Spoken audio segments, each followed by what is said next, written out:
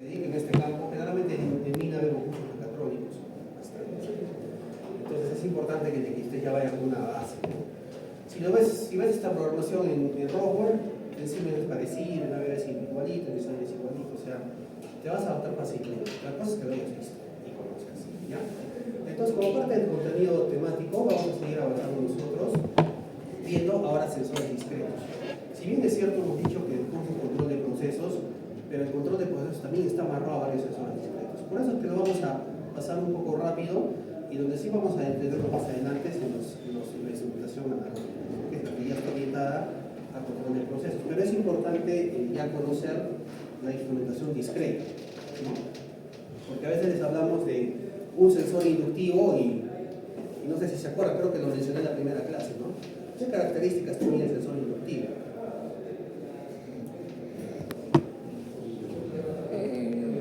Estas diapos no tienen texto. O sea, todas son así para analizar, yo voy a explicar. ¿Ya? Estas días se las subo al sistema, pero no tienen texto. Entonces, la idea es que nosotros podamos analizar, ver y aprender, ¿no? Pues como comprenderán, repito, el que no viene está frito. ¿Puedes subir la diapositiva solamente? Sí, la voy a subir. ¿Ya? Ah, a saber, ya, a ver.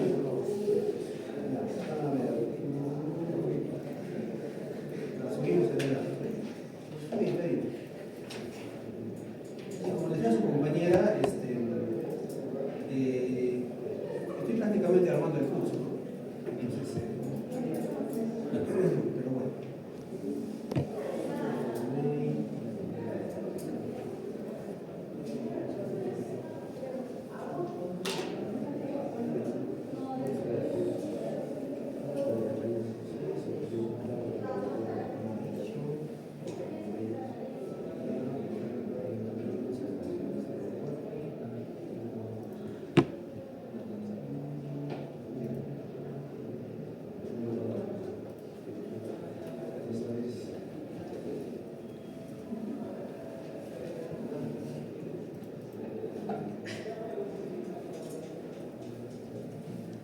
Sensores discretos. Sí, mejor de una vez, no me olvido. Y si me olvido, raya el jugador. Ya, por favor.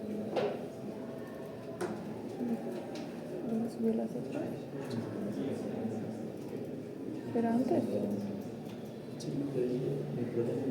Bueno, ya. Aquí está. Ah, sí, sensores discretos.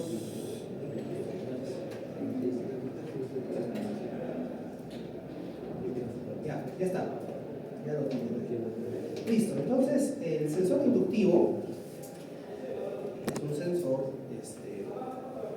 que detecta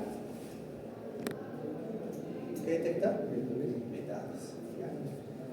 Y vamos a analizar un poquito ya el principio de funcionamiento del sensor inductivo por el cual detecta metales y no puede detectar otro tipo de materiales. Bueno, físicamente el sensor lo van a encontrar de esta forma, en ese encapsulado, ¿no? Es decir, algunos centímetros, pero internamente posee todo un electrónico, ¿no? Tiene un sistema, una bobina, por eso es inductivo. Hay tres tipos de campos, este sí vamos a.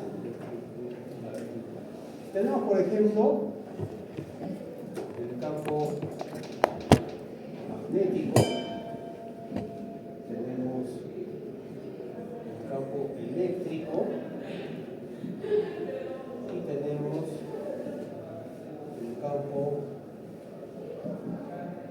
electromagnético.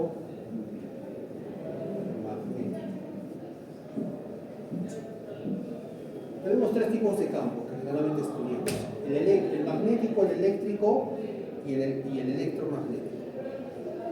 ¿Ustedes han llevado algún curso de campos electromagnéticos? ¿Llevan algún curso de esto? No. En IET sí, porque hacen antenas, ¿ya? Pero si a ustedes les preguntaran qué es un campo magnético, eléctrico y electromagnético, ¿qué cosa sería para ustedes?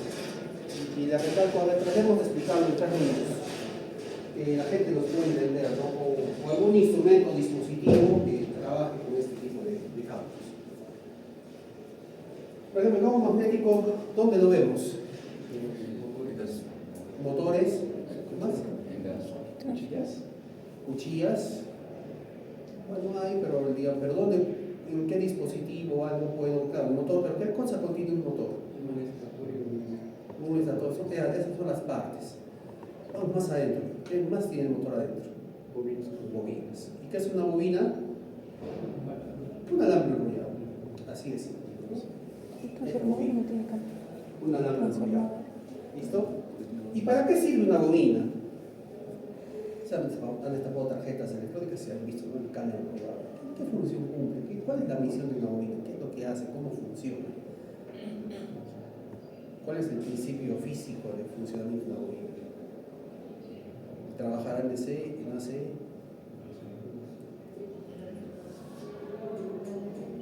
Entonces vamos a un elemento más práctico. El campo eléctrico. ¿Dónde vemos un campo eléctrico? ¿Dónde hay campos eléctricos? Transformadores. El transformador es una bobina. El motor, el transformador son bobinas. Cables eléctricos. Cables eléctricos sí, pero no almacena pues el campo eléctrico como otro dispositivo, que sí lo hace bien. Excelente. El condensador. ¿Ya? Entonces el condensador, entre sus plaquitas, alberga un campo eléctrico. Y la bobina, un campo magnético. Entonces hay una ley que se llama la ley de la mano derecha.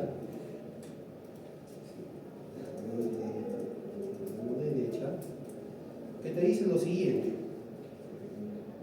¿Ya? Este de acá.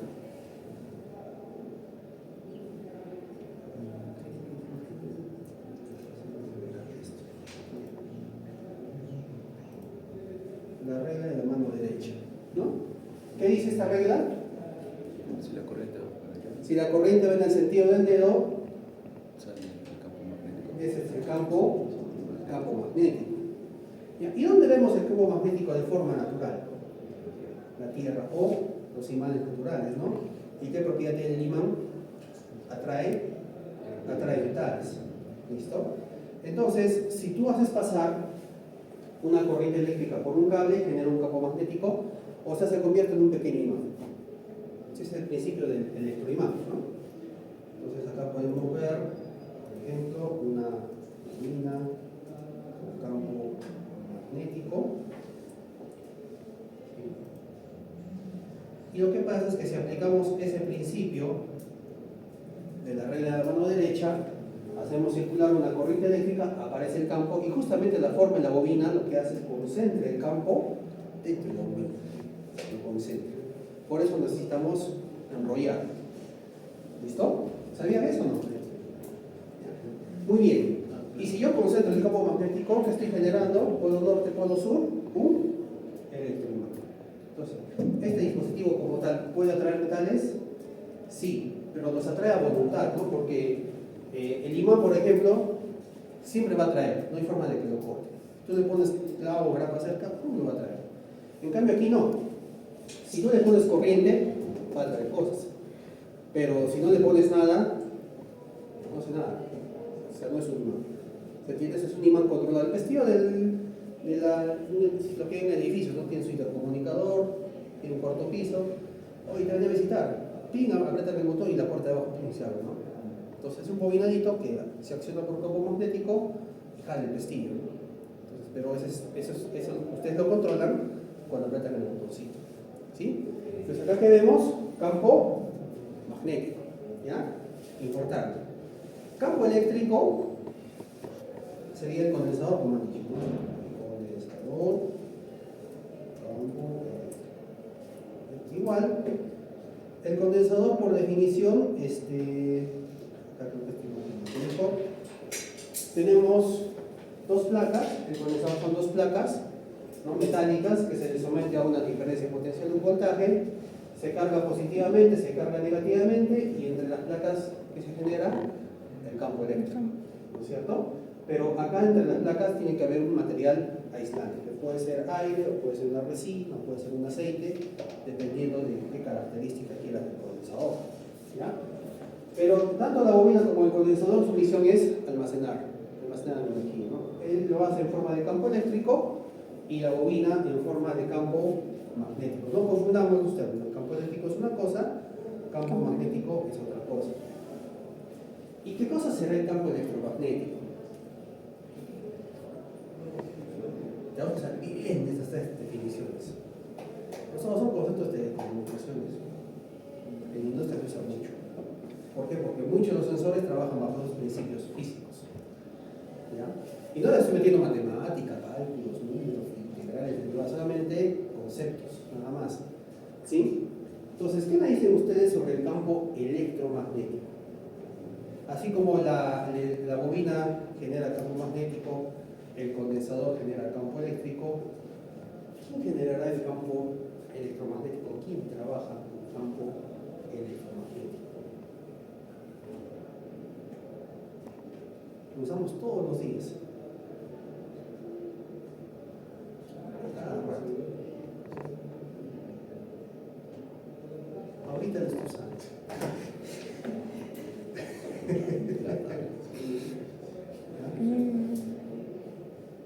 ¿Dónde? ¿Dónde está? En dispositivos electrónicos, Más específico. celulares, tablets. Ya. En las redes. ¿A dónde? Redes. En las redes, el chip, el telefonía. Cerca, tibio, tibio. Más allá. ¿Dónde? Ya está por ahí. Campo electromagnético. ¿Dónde?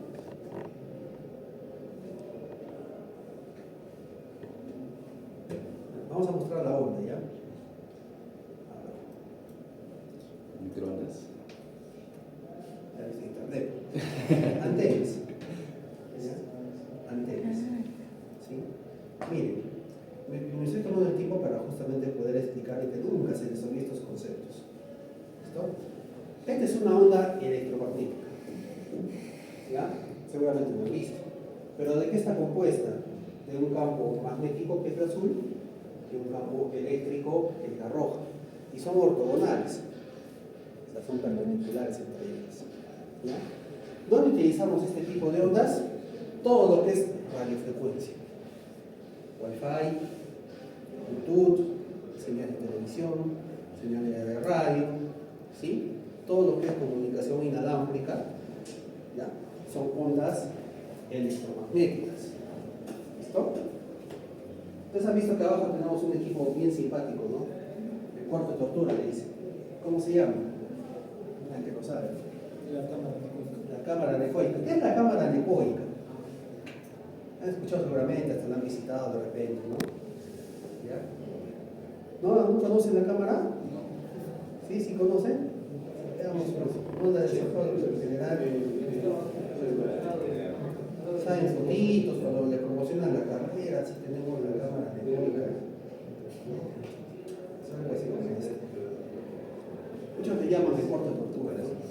Pero esta cámara anecoica tiene una función especial. Es un equipo un poco especial porque no hay muchos en Latinoamérica incluso. ¿Listo? ¿De qué se encarga? Si yo me pusiera ahorita unos lentes especiales, pudiese ver las ondas con los campos electromagnéticos, ¿cómo vería ahorita el campo electromagnético en este salón? Si yo tuviese unos lentes donde pueda ver las ondas electromagnéticas y quiero ver aquí cómo están, ¿cómo sería? ¿Vería la habitación limpia? ¿O vería full señales? Full señales. Tengo las señales de todas las estaciones de radio del equipo. Tengo las señales de todos los canales de televisión en cielo abierto. Tengo todas las señales de Wi-Fi, todas las señales de Bluetooth que están emitiendo sus teléfonos. Ahí estaríamos piedecitos de ondas electromagnéticas. De verdad, o sea, si ponemos un visor, estamos recontra bombardeados de estas ondas, ¿no? Porque hay comunicación por todo lado. ¿Sí? Entonces, ¿qué sucede? Si yo quiero diseñar una antena, más que todo sucede en electrónica y telecomunicaciones, porque si yo quiero diseñar o fabricar una antena, antiguamente, por ejemplo, los celulares tenían teclado y tenían una antena que tenías que levantar, ¿no? Un palito, una antenita, ¿ya? Y hoy en día los teléfonos ya no tienen esa antena extendida. Entonces, ¿qué ha habido? Investigación. O sea, ha habido alguien que dijo, bueno, yo quiero diseñar una antena en la cual la persona no tenga que estar levantando porque se le para rompiendo, es muy fastidioso, es incómodo, mejor que esté integrada y que cumpla la misma función. Entonces, alguien tuvo que hacer un cálculo, un diseño. ¿Ya? Cuando hacen el diseño, ¿qué hacen? tiene que someterlo en un entorno que esté libre del campo electromagnético. Entonces, ¿qué hace la cámara anecoica? Que aísla. O sea, ahí adentro de verdad sí no hay ni una onda. Pues se llama anecoica, A es sin, ¿no? Sin señal, ¿no? Entonces, tú puedes acá ya ver cómo irradia y puedes ver su irradiación exacta, ¿no? Porque si yo aquí hago irradiar la antena, las otras ondas que están en el espacio la afectan, pues no puedo ver la irradiación pura, pero aquí sí la puedo ver, ¿ya? Entonces ahí vemos los campos electromagnéticos, ¿no? Y otra cosa que es interesante, ¿no? Generalmente les ha pasado que ustedes están hablando por celular, sí, mira que todo chévere, y suben al ascensor, ¿no? Y en varios ascensores que les ha pasado, están hablando y se les va la señal o se les corta. ¿Y por qué se les corta? Porque hay una propiedad que tiene el campo magnético. El campo magnético, o sea, estas líneas de campo magnético pueden atravesar elementos no metálicos. O sea, si yo pongo por acá un plástico, la línea pasa. Pongo vidrio, pasa. Pongo caucho, pasa. Pongo madera, pasa. Pero si pones metal, no pasa. Se bloquea. ¿Ya? Que es una propiedad del campo magnético. Y si analizamos un poco el campo electromagnético tiene un componente magnético. Entonces, cuando ustedes se meten al ascensor, y el ascensor es un cubo de metal, pues ¿qué pasa con el campo magnético? Se cancela. Y cuando se cancela el campo magnético, la onda electromagnética también cae porque es parte de su componente, ¿no? Entonces, pierde la comunicación. ¿Sí? Entonces, ¿por qué hago toda esta explicación? ¿Por qué hago toda esta explicación? Porque justamente el sensor inductivo detecta metales gracias a esa propiedad de que el campo magnético no atraviesa metales. ¿Sí? Pues si ahí tengo la pequeña bobina que está emitiendo el campo magnético, que sea así, ¿sí? Si tú le pones vidrio, cartón, madera, caucho, ¿afectará la disposición de las líneas de campo?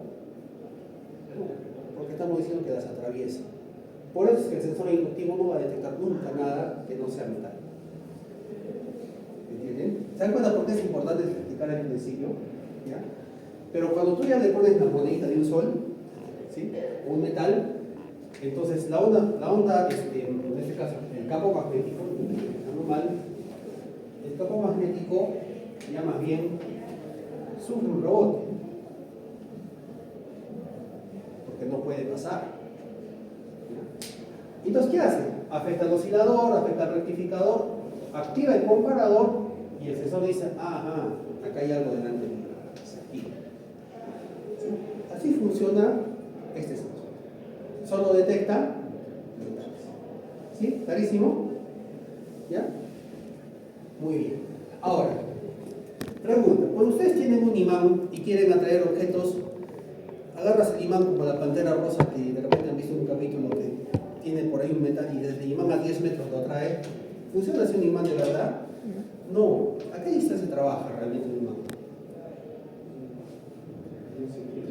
Centímetros o milímetros, ¿no? En efecto, este sensor, ¿sí? Igual, como es una bobina pequeñita, el campo magnético que genera es débil. Entonces no voy a pretender detectar la moneda pues a 10 centímetros, ni a 5, son 5 milímetros. O sea, se les llama sensores sin contacto. O sea, no necesariamente el objeto lo tienes que pegar a la cara del sensor. Puedes tener una cierta distancia, pero son milímetros, 4, 5, 6 milímetros, nada más. Que es la distancia donde está el campo magnético. ¿Sí? Porque ustedes van a ver siempre el sensor inductivo casi pegado al objeto que quieres sensar. ¿Ya? ¿Preguntas hasta ahí? Todo claro, ¿no? Ya vamos. Entonces, recordemos que el sensor inductivo internamente tiene toda una circuitería. Pregunta, ¿me botará por la salida un valor estándar normalizado o necesita acoplarse, adaptar el valor? Ya me bota el valor adaptado. En este caso hemos dicho, él me va a botar 24 voltios, ¿no? Porque ya tiene circuitos integrados, o sea, ya tiene electrónica, entonces me bota el valor estándar. O sea, este dispositivo yo sí lo puedo conectar de frente al PLC, a una entrada discreta. ¿Ya? Sí se puede. ¿Listo? Pues ya vemos el sensor inductivo.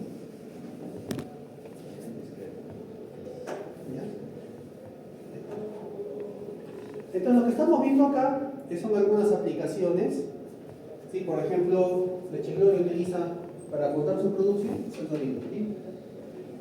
Por cada lata que pasa, fíjense la distancia casi pegadito, lata metálica, ¿sí? Va a contar. Pasa las latas y empieza a contar. ¿Cuántas latas produce por minuto? 50 latas. ¿Sí? Producción. ¿No? O también se utiliza como sensor de velocidad. Miren, si ustedes, por ejemplo, analizan esta parte, el sensor está dentro de los 5 milímetros que tiene con esta parte metálica del diente. ¿Ya? Exacto. Pero cuando gira un poquito más y agarra esta parte, ya no lo detecta, porque ya excedió la distancia del campo magnético, ¿no? Como un encono. Entonces, cuando él gira, él genera trenes de pulsos. Y eso se utiliza para medir velocidad, ¿no? El giro. Lo vamos a ver típicamente en fajas transportadoras, como sensores de baja velocidad de fajas transportadoras. Se usa bastante. ¿Ya? Ahí tiene la aplicación, ¿no? Y otra cuestión. Todos los sensores, todos, absolutamente todos, presentan un fenómeno que se llama histéresis. ¿Qué entienden ustedes por histéresis? ¿Ah? Un retardo. Muy bien. Otro. Es como el rango en el que puede operar, ¿no? O sea, por ejemplo, tienes como una tolerancia para operar. Excelente. ¿Ya? Está bien. Muy bien, me da alegría. ¿Qué sucede? ¿Cómo funciona la histéresis entre los sensores industriales? Imagínense que yo tengo el objeto metálico y comienzo a acercarlo. Hasta 1 centímetro, 9 milímetros, 8 milímetros, 5 milímetros, ¿no? Entonces, cuando está en 1 centímetro, no detecta, 9 milímetros no detecta, 8 milímetros no detecta, y 5 milímetros recién detecta. Prende el foquito. ¿Ya? Lo acerco más, 4, 3, 2, 1, sigue prendiendo el foquito, detecta. Ahora voy a hacer el proceso de alejarlo. 1, 2, 3, 4, 5, sigue prendiendo. 6, sigue prendido. 7, sigue prendido. Y en 8 recién se apaga. Entonces, si nos damos cuenta, la distancia de activación del sensor va a ser diferente a la distancia de desactivación. Estoy exagerando en el ejemplo porque he dicho que se activa en 5 y se desactivaba en 8. Entonces, ¿cuánto sería la histéresis? Esos 3. Todos los sensores presentan histéresis. El inductivo generalmente presenta una histéresis pequeña, más o menos 1 milímetro. Pero el siguiente sensor que vamos a ver, que es el capacitivo, ya tiene una ventana más grande, 2 a 3 milímetros de histéresis, por ejemplo. Es importante considerar cuando tú quieres trabajar con aplicaciones de velocidad. ¿Sí? Ahí sí cuenta la histéresis. ¿Ya? Pero básicamente en sensores hablamos de lo que es activación versus desactivación. Hay una diferencia. En el caso del sensor inductivo, la distancia de activación no es igual a la distancia de desactivación. ¿Sí? ¿Se entiende, no es cierto? Se activó en 5 y se desactivó en 8. ¿Ya? Entonces, a eso se le llama histéresis. ¿Listo?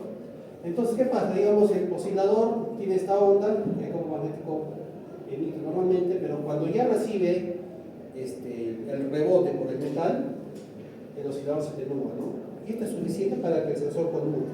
Mira, sí tengo algo delante. ¿Listo? Ahora, otra cosa que es importantísima ver, no sé si se acuerdan cuando vimos el primer laboratorio de neumática y les dije conecten el sensorcito para saber cuando estaba expandido o contraído, ustedes activaron un sensor de tipo magnético. Y tenían estos colores de cable, no sé si se acuerdan, marrón, azul y negro. ¿Sí? ¿Se acuerdan? ¿Ya? Y esta es una codificación de colores para sensores.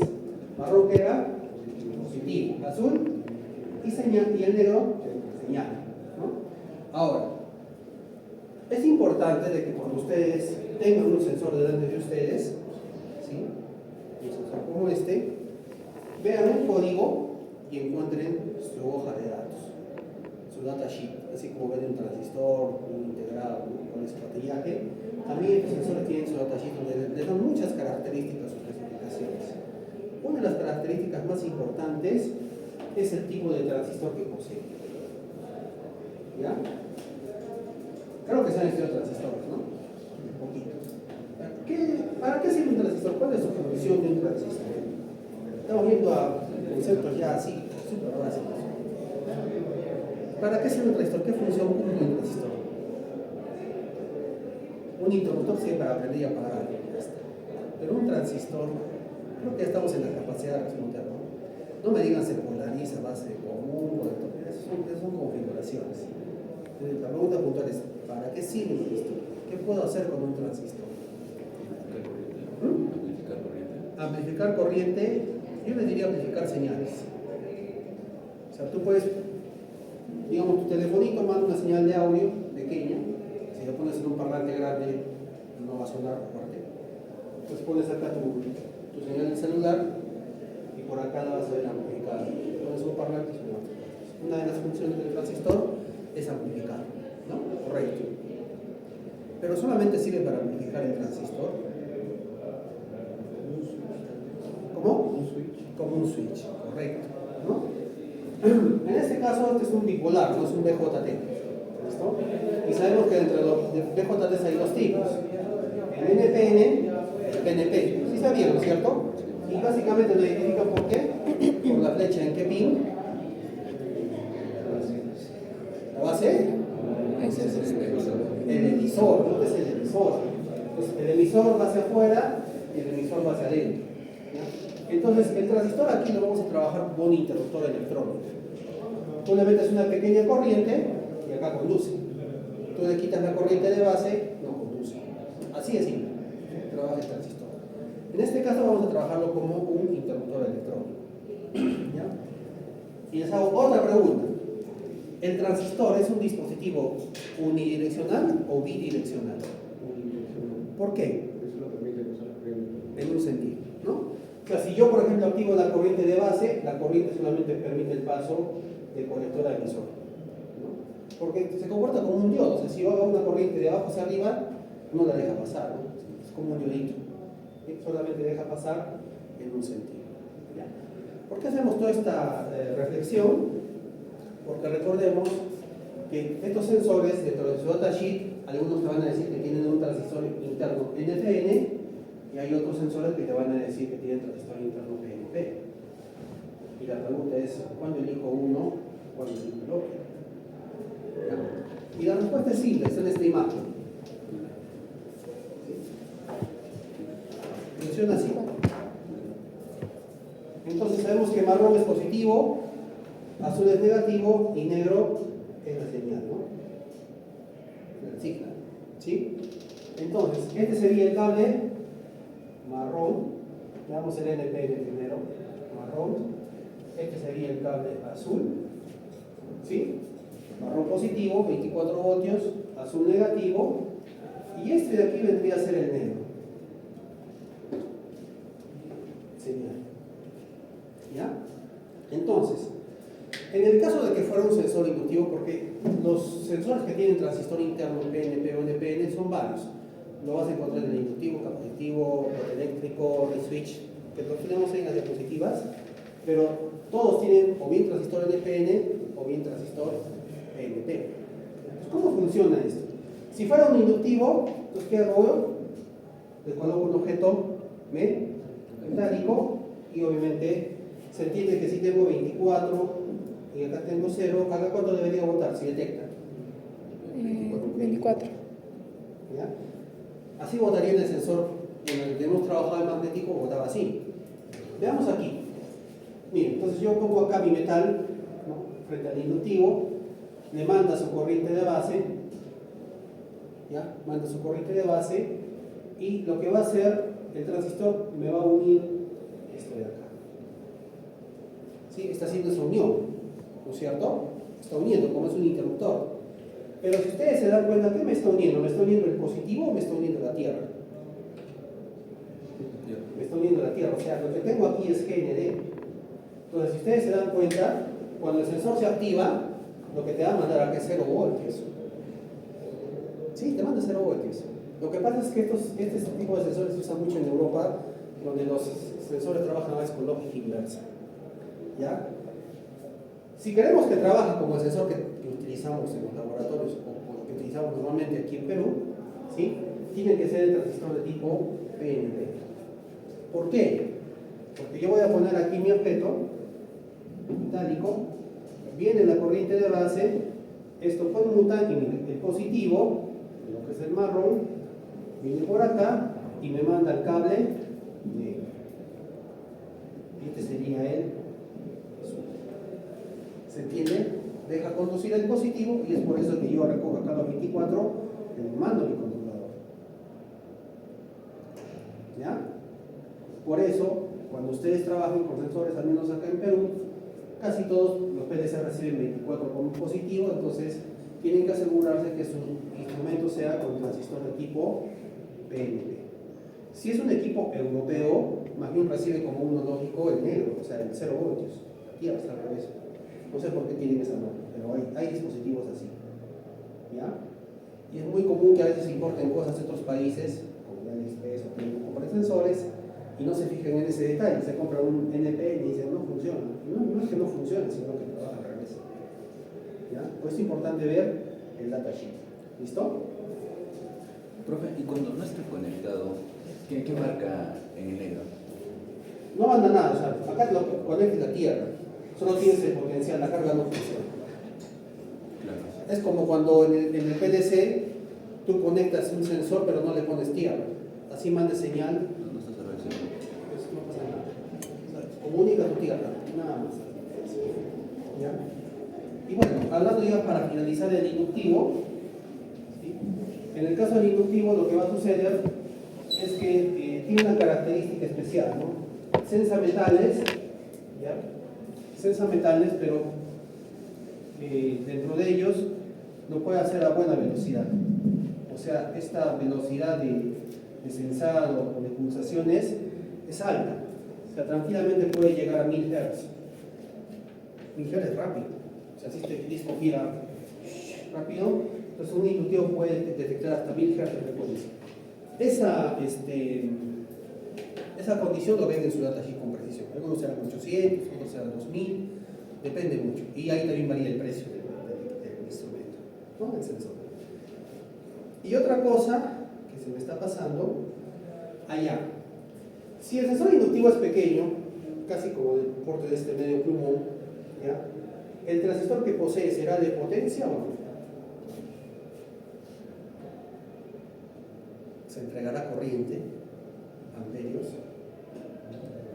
O sea, claro, yo puedo mandar la señal hacia el PLC. Claro, el PLC para recibir la señal le consume muy poquita corriente, ¿no? Microamperios o por ahí un miliamperio. Pero ahí se le ocurría poner una carga, un foquito, una lamparita de 24 voltios. Claro, estamos diciendo de que acá deja pasar los 24 voltios y acá en el cable negro tienes 24 voltios. Respecto de tierra, prende, ¿no es cierto? Pero, ¿será correcto colocar una lamparita de 24 voltios al sensor inductivo? ¿Sí, no? ¿O depende?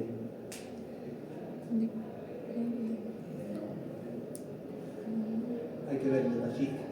Por lo general, como son transistores pequeños, la corriente que deja pasar aquí bordea los 200 miliamperios. Que no es mucho. Si es un LED, normal. Pero si es un foco que me va a consumir un amperio de corriente, lo va a quemar. ¿Sí o no? Entonces tenemos que ver qué cosas conectamos al sensor. No puedes conectarle cualquier cosa. ¿Sí? Y lo mismo pasa con nuestro PLC. ¿Ya? Nuestro PLC tiene salidas discretas tipo transistor. Entonces hay que saber cuánta corriente soporta la salida para ver qué le conectamos como carga. Porque si excedemos la corriente que soporta el transistor, lo vamos a quemar. Y ese pin o esa salida ya queda inoperativo. ¿Ya? Pero siempre es bueno la revisión de la hoja de datos del fabricante. ¿Listo? Entonces ya hemos visto el tema del transistor. Ahora, otra noticia. El tipo de transistor que ustedes han visto es un transistor de 3 hilos, perdón, un sensor de 3 hilos. ¿Ya? O sea, aparte de que los sensores se clasifican por tipo de transistor, o sea, podemos encontrar un sensor inductivo con transistor NPN o PNP, hay sensores que son de 3 hilos, de 4 hilos o inclusive de 2 hilos. El que ustedes han trabajado en informática es uno de 3 hilos. Y comercialmente hablando, casi todos, el 80% son de 3 hilos. Marrón positivo, azul negativo y negro señal. Profesor, ¿existirán sensores de dos hilos? Sí. Hay sensores, por ejemplo, especiales como los capacitivos, que son de dos alambres, dos hilos, solo tiene cable marrón y azul, ¿ya? Pero la carga se conecta en serie. Y generalmente trabajan en alterno. Son un poco raros, pero vale. ¿Listo? Y acá hay otros que son de 4 hilos. ¿Ya? Marrón positivo, azul negativo, este es el negro, black, y el cuarto hilo es el blanco. Cable blanco. La imagen no está muy buena, pero es así, ¿no? Marrón, azul, negro y blanco.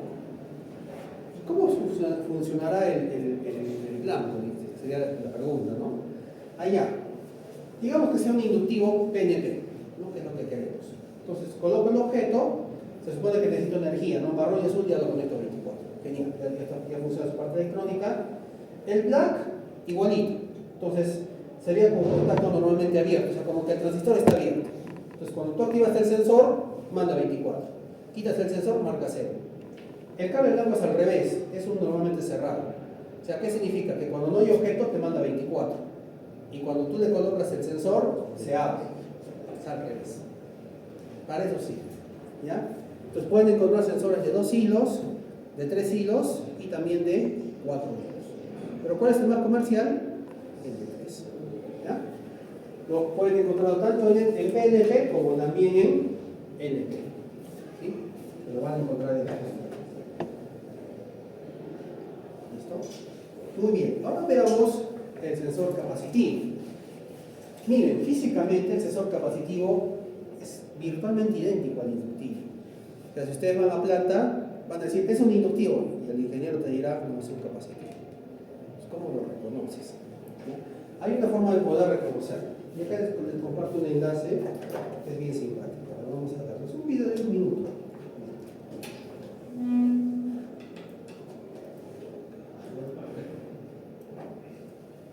Vamos al YouTube.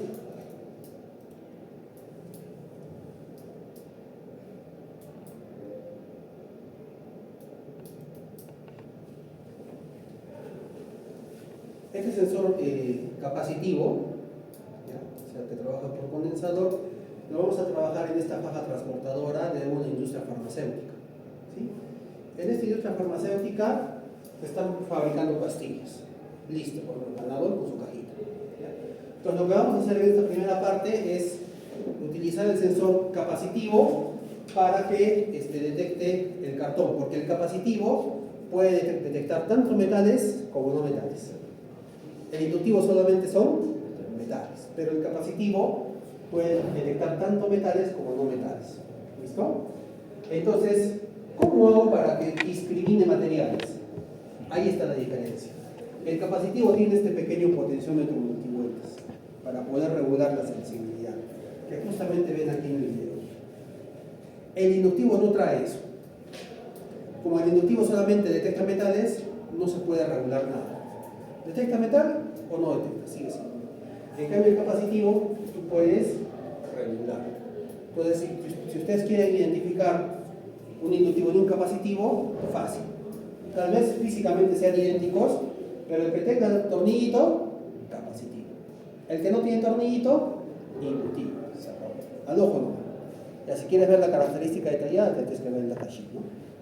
Pero es una forma que los pueden agarrar, es una pregunta capciosa. Le ponen las dos imágenes, ¿cuál es inductivo? Y dice cualquiera, ¿no? El que tiene el tornillito es el que es capacitivo. Entonces, ¿qué se está haciendo aquí? Se está regulando para que detecte solamente el cartón. ¿Ya? Ahí vamos a explicar, así como hemos visto en el inductivo, vamos a explicar el principio de funcionamiento del capacitivo. ¿Listo? Entonces ahí, por ejemplo, se asegura que detecte el cartón y cuando pasan las cajitas empieza a parpadear. ¿Ya? Genial. En otra parte del proceso, miren, se está incorporando las pastillas. Pero estas pastillas que se están incorporando, el blister tiene una cobertura metálica.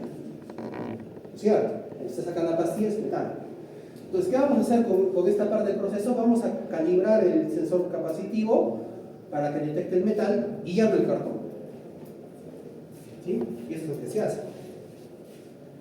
Se ajusta hasta que detecte el metal. Entonces fíjense que cuando empiezan a avanzar las cajitas, hay una que no tiene pastillas, mira. Tiene, prende, no tiene, se va de largo. ¿Y qué hace el sistema, el PLC? Lo bota. Defectuoso. Selección objetos. ¿Ya? Entonces ahí hemos visto cómo funciona un capacitivo. Puede detectar tanto elementos metálicos como no metálicos. ¿Listo? Ya está. Muy bien. Entonces, el sensor capacitivo, como tal, tiene justamente en la cara sensora tiene un condensador. ¿Sí? Un condensador. ¿Ya? Dentro de sus aplicaciones, por ejemplo, se puede utilizar para medir niveles alto-bajo de un tanque. O sea, haces que detecte el agua, pero no el pase. Entonces, cuando el nivel de agua baja, detecta el nivel bajo. Cuando el agua sube, nivel alto. ¿No? O detecta objetos que sean no metálicos, como por ejemplo los frascos de plástico. Se va a detectar. ¿Ya? Profesor, y si pongo latas de leche y utilizo un capacitivo, ¿lo va a censar? Sí, también lo va a censar. Pero hay una diferencia del inductivo con el capacitivo. ¿No? Porque digamos, bueno, si el capacitivo detecta metales y no metales, pues ¿para qué usa el inductivo? No tiene sentido. Porque igual configura el capacitivo para metales y ya está, ¿no? Sería la lógica. La diferencia es que el capacitivo es más lento. O sea, si el inductivo se utiliza para aplicaciones de encoders o de medición de velocidad, significa que tiene capacidad de respuesta rápida. Hemos dicho que puede ser 1000 Hz o 2000 Hz la respuesta. ¿Sí? En cambio, el capacitivo, ¿ya? En cambio, el capacitivo más bien es más lento. 100 Hz, 150 Hz, 200 Hz, exagerando. O sea, es un dispositivo más lento. Entonces, cuando quieras aplicaciones de velocidad con metal, inductivo, ojo cerrado. ¿Sí? ¿Tendrá histéresis el capacitivo? También. Distancia de activación versus distancia de desactivación. Pero tiene más histéresis que el inductivo. El inductivo tiene 1 milímetro de histéresis por lo general. El capacitivo puede tener de 2 a 3, inclusive 4 milímetros de histéresis. Ya es más notorio la histéresis en un capacitivo. ¿Listo? Ahora, ¿cómo funciona el sensor? ¿Cómo funciona el sensor? Ya está.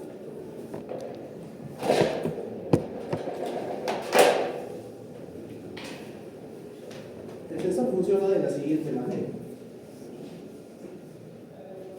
Si nosotros graficamos un condensador que hemos visto que son dos placas metálicas, ¿no? Y estas dos placas las vamos a conectar a una fuente de energía, ¿no es cierto?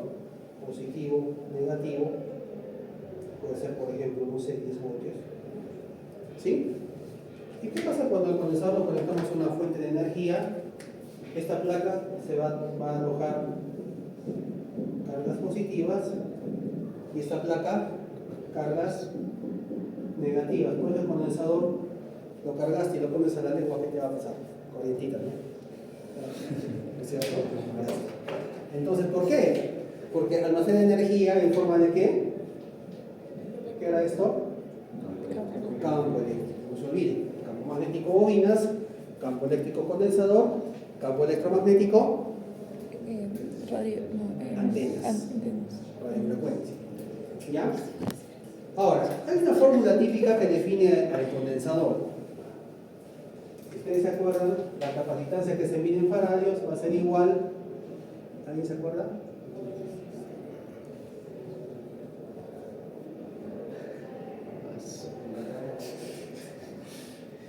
Falta algo.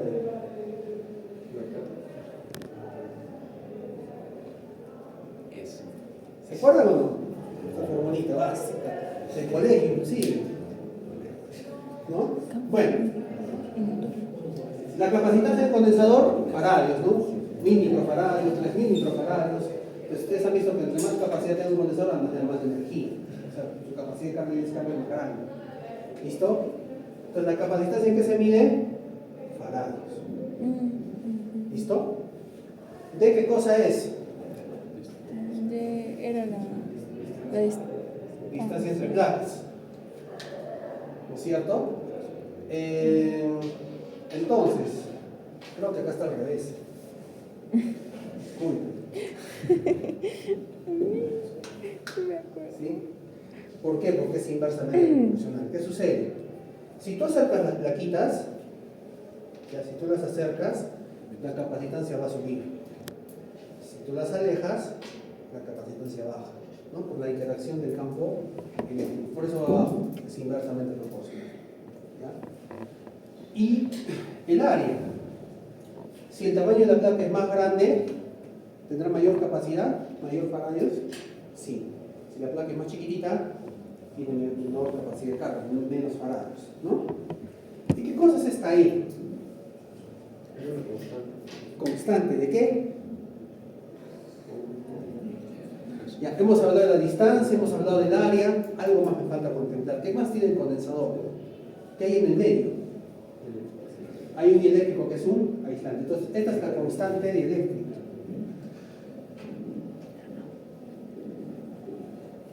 Es la constante dieléctrica del material. ¿Sí? O sea, si es aire, va a tener una constante dieléctrica, un valor. Si es aceite, tendrá otro valor. Si es una resina, tendrá otro valor. ¿Eso afectará el valor de los faradios? Por supuesto, depende del material. ¿Por qué explico esto? Porque el capacitivo utiliza todo eso para funcionar. ¿Ya? ¿Cómo así? Ya, imaginemos que acá tenemos las caras del sensor, ¿no? Esta es la cara, este es el sensor capacitivo y acá está la cara del sensor. Y yo lo que voy a hacer es colocar aquí un no metal. Puede ser vidrio, puede ser cartón, como en el caso del video, la caja de pastillas, madera, caucho, ¿no? Cualquier material no aislante. Entonces, hagan de cuenta que lo que están viendo aquí son las líneas de qué campo. Campo eléctrico, pues un condensador. ¿No es cierto? Campo eléctrico. Ya. Si yo coloco un no metal en su cara sensora, ¿qué hay acá? Hay aire y él va a tener otro valor u otra constante dieléctrica. Si no hay nada, el condensador trabaja como que fuera puro aire. Entonces va a tener un valor en faradios. Pero si tú le pones otro material, cartón, caucho, vidrio, cera, lo que quieras, que no sea no metal, ¿sí? Se van a recombinar esas constantes y generar una nueva.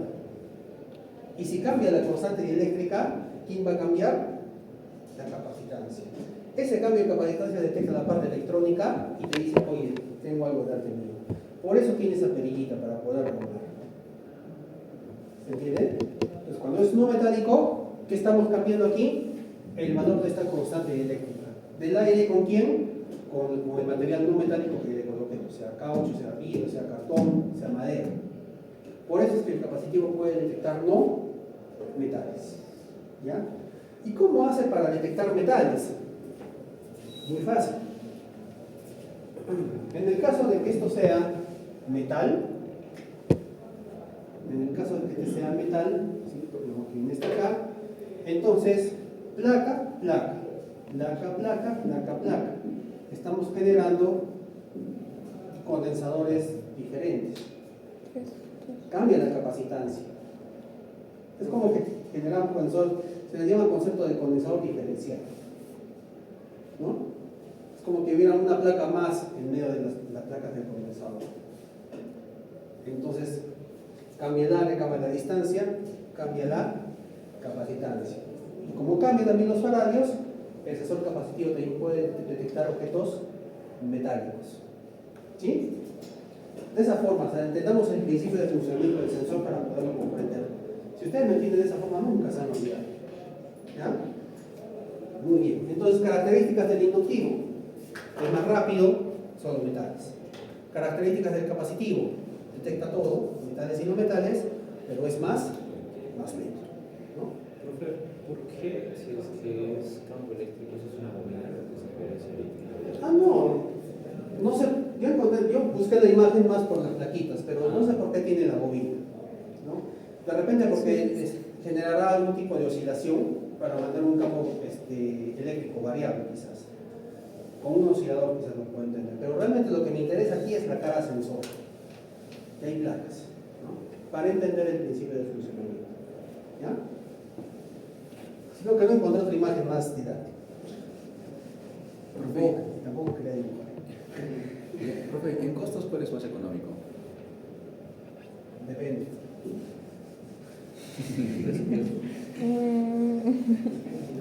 Mira. No, y te digo depende. Eso, ahí va. Depende. AliExpress, ¿no? Eso vamos a ver. Depende de la calidad. Depende si quieres decir que te dure un año O un día. o un día. Te traen un rollo así. Listo. Más o menos.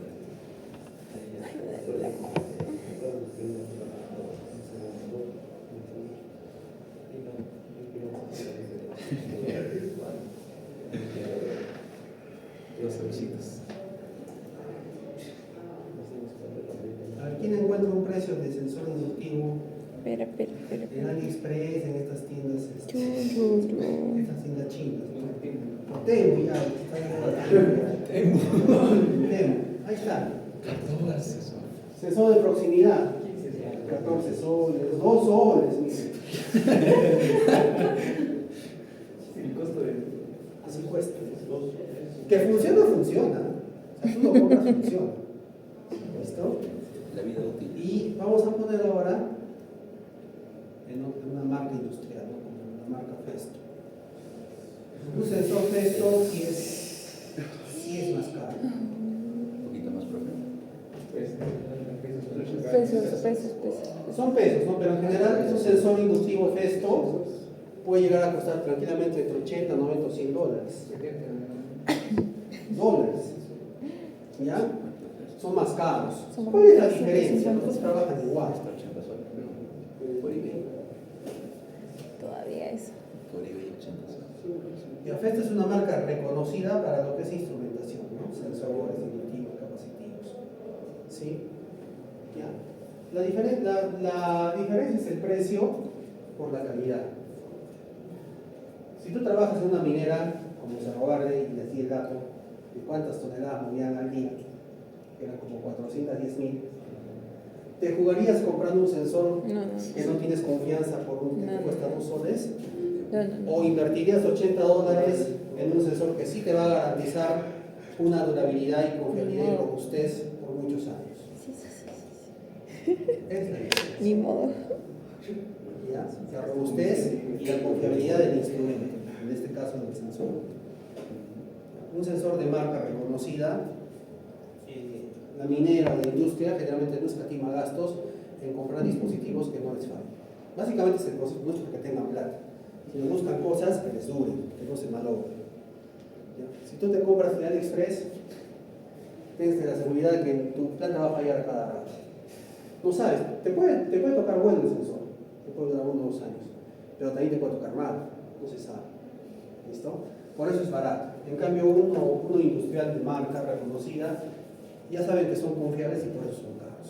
Y generalmente todo lo que es industrial es caro, generalmente, porque justamente asegura esa robustez, ¿no? en el entorno industrial, la durabilidad, te garantiza un trabajo por muchos años, ¿sí?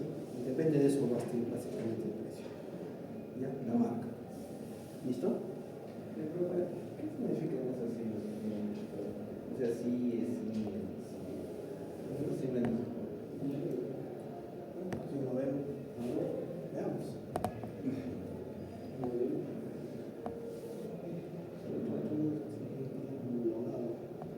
Me parece que son normativas para el tipo de industria que se va a usar, ¿no? Dice homologado para la industria alimenticia o el envasado. No tiene otras características de respuesta, quizás, ¿no? De repente es eso, de ese tipo. De hecho, claro, es para alimentos y envases, ¿no? Hay otros para minería y metales. ¿Ya? Claro, en realidad, jóvenes, este campo de la automatización es enorme. O sea, yo puedo decir que conozco de sensores, puedo decir que conozco de programación de PLCs, puedo decir que conozco SCADA, puedo decir que conozco redes industriales, ¿ya?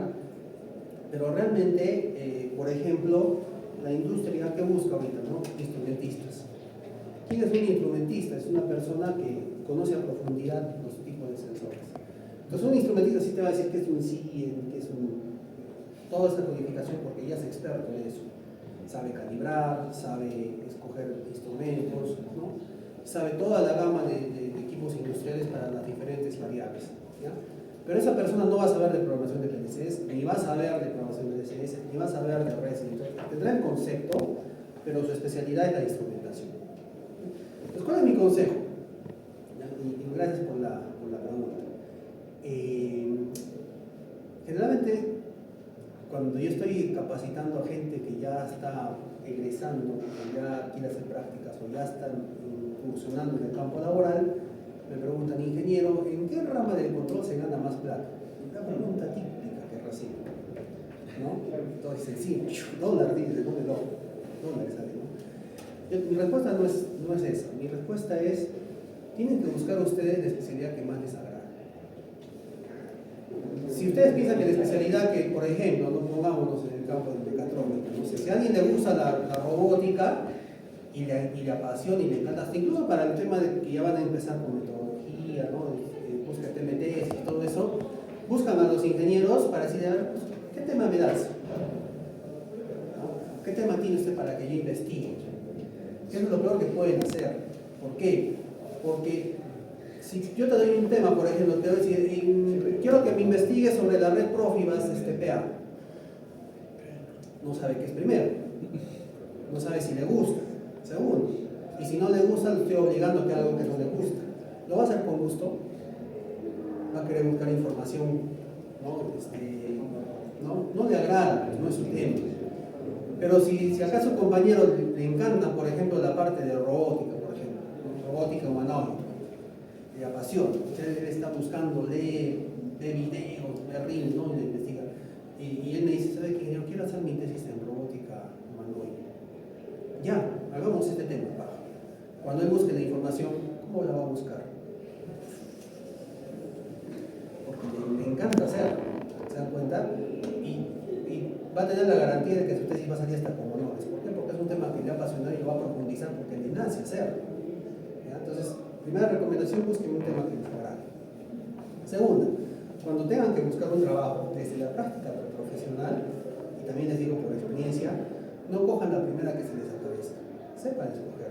Tal vez no sea la primera, tal vez demoren un tiempo en conseguirla, hasta los papás les molesten. Pero yo he tenido compañeros que, por ejemplo, uno dijo, yo quiero entrar a OSICTEP, su meta era esa, quiero entrar a OSICTEP. Como cada año era la convocatoria, les postulaba y no ingresaba, 3 años demoró en ingresar a OSICTEP, pero él siguió ese nombre.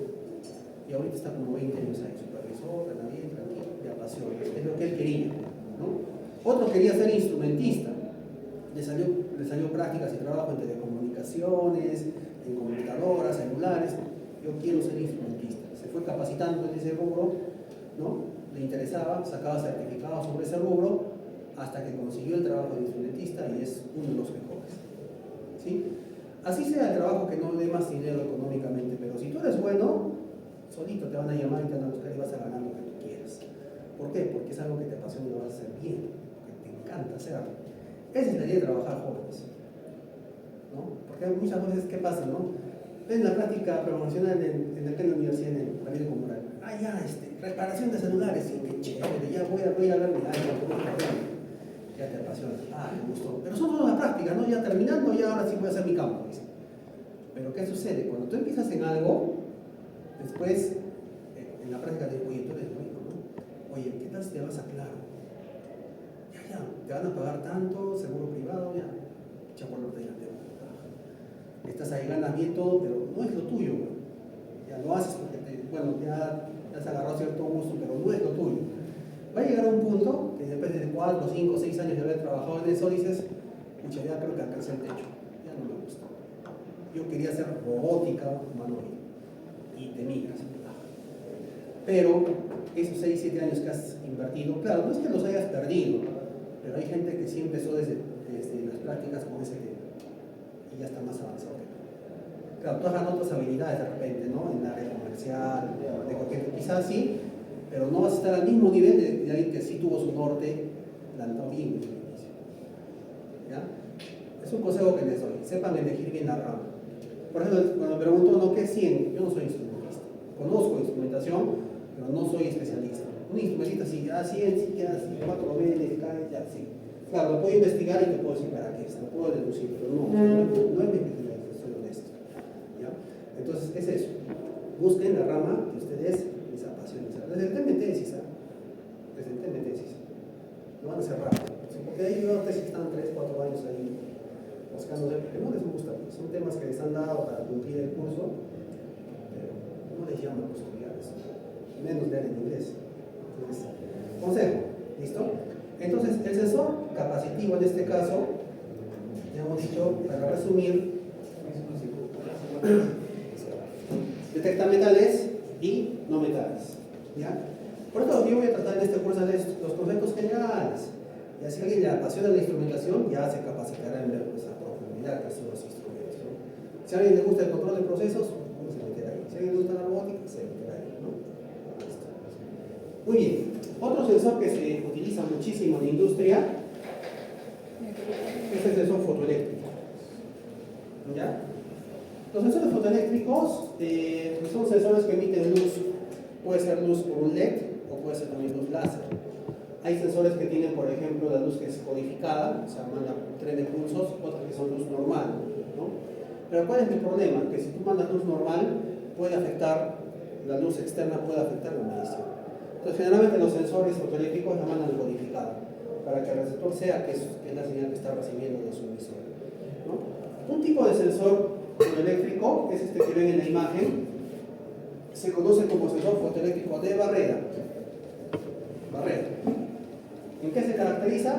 Emisor y receptor por separado, ¿no? Tienes el haz luminoso y el objeto que va a atravesarlo lo corta. Típico ejemplo, el ascensor. Se suban al ascensor de la universidad y viene alguien corriendo. ¿Qué hacen ustedes? Es la mano. ¿Qué están haciendo ahí? Cortan el haz, ¿no? Cortan el haz del fotoeléctrico y el ascensor que hacen con las cortas vuelve a abrir, ¿no? Para esperar, ¿no? Ya cuando otra vez se acciona el fotoeléctrico espera un tiempo y ya se cierra y sigue su camino. Es un ejemplo del fotoeléctrico. ¿Ya? A diferencia del inductivo y capacitivo que mide en milímetros, el fotoeléctrico sí puede llegar a varios metros. Varios metros. O sea, puede ser 2, 3, hasta 9, 10 metros. ¿Sí? Pero también en el fotoeléctrico van a encontrar en el receptor una perillita para regular. ¿Ya? ¿Y qué es lo que van a regular? Un concepto que se llama ganancia en exceso. Quizás este también lo estoy hablando para ustedes. ¿Qué es la ganancia en exceso?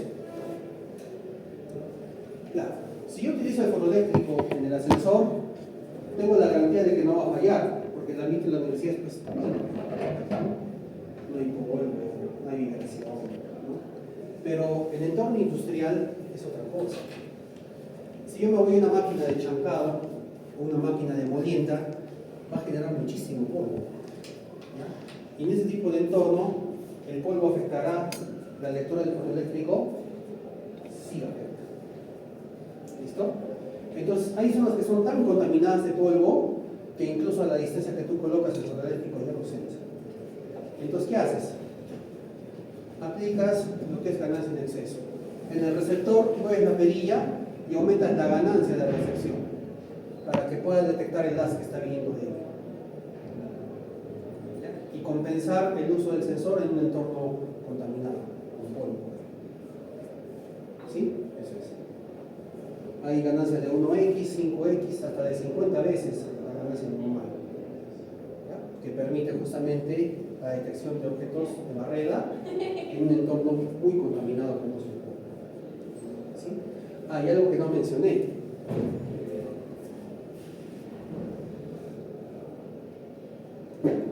En el caso del inductivo,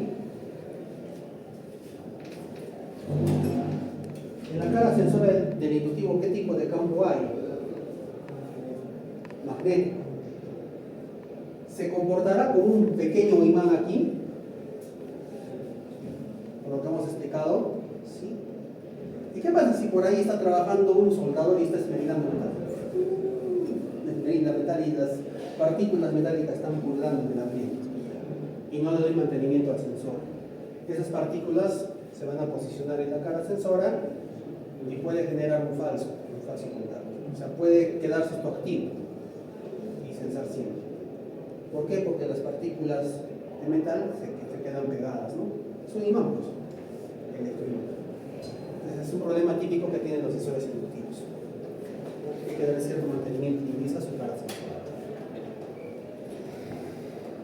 ¿Listo? Muy bien, entonces ahí hemos visto un poco el sensor fotoeléctrico. ¿Cómo se llama este? Emisor receptor separado de fotoeléctrico de barrera. Anoten eso, ¿ah? Son cosas que van a dar examen. Funcionamiento de sensor inductivo, capacitivo, ¿no? De barrera. Este se llama sensor fotoeléctrico reflex o retroreflex. Reflex. ¿Listo? Reflex. En este caso, el fotoeléctrico tiene solamente un encapsulado. El emisor y el receptor están en el mismo encapsulado, ya no están separados por un fotoeléctrico de barrera. ¿Ya? Y generalmente lo van a ver con un reflector prismático. ¿Por qué? Para que las choque y regrese.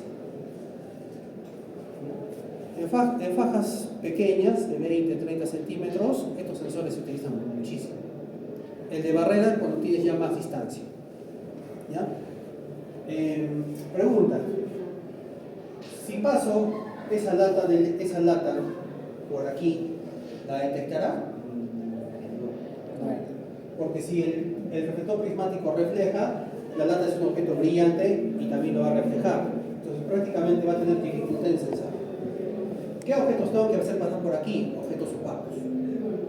De cartón, ¿no? O esta moto. ¿Por qué? Porque son elementos que absorben la luz y no la rebotan. Entonces sí va a cortar el láser. ¿Ya? Pero también el reflex lo puedes utilizar en el otro modo. En este modo en el cual tú puedes quitar el objeto prismático, lo sacas y él sería tu reflector para objetos brillantes. O sea, casi le pones nada, pero tienes que retirar el reflector, ¿no? Entonces ahí sí va a sensar. Entonces la lata que hace rebota y ahí haces que te vaya a sensar. ¿Sí? De igual forma, estos sensores fotoeléctricos tienen histéresis, al igual que el inductivo y el capacitivo, y también tienen transistor interno, NPN, PNP, ¿no? Frecuencia de conmutación también, generalmente están con 1 kHz, o sea, son rápidos estos modelos. Se pueden utilizar también para medir velocidad. ¿Ya? Entonces, ahí vemos las aplicaciones del sensor fotoeléctrico. ¿Ya? Preguntas hasta acá, jóvenes. Son sensores discretos. Ahí en la diapositiva hay más. En la siguiente clase vamos a ver de los magnéticos. Este se llama un termostato, un resóstato, finales de carrera, pulsadores, un CORT, sensores de desalineamiento de faja y de rotura de faja. ¿Ya? Eso continuamos la siguiente clase. Nos quedamos acá con el. Pero fíjense que estamos llegando a buen detalle.